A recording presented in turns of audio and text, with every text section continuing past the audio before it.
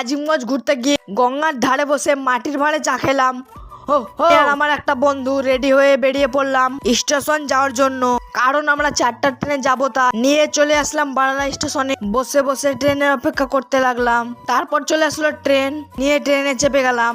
ট্রেনে চেপে চলে আসলাম গেটের কাছে হাওয়া খাওয়ার জন্য। হাওয়াতে চুলগুলো পুরো এলোমেলো হয়ে গেল, তাই ট্রেনের এই আয়নাতে চুলগুলো ঠিক করে নিই। আর গাইস ফাইনালি নেমে গেলাম আজিমগঞ্জ স্টেশনে। আজিমগঞ্জ স্টেশন থেকে গঙ্গার ধার বেশি দূর না, মাত্র 2 মিনিটের রাস্তা। নিয়ে হেঁটে চলে আসলাম গঙ্গার ধারে। একদম ঠান্ডা ঠান্ডা হাওয়া বইছে, সেই ফিলিং। আর ভাই ওই পারে আছে একটা পার্ক, কিন্তু আজকে গেলাম না, অন্যদিন। তাই ভাবলাম এই ঠান্ডা ঠান্ডা আবহাওয়াতে 1 কাপ মাটির ভাঁড়ে গরম চা খেলে একদম ব্যাপারটা জমে যেত।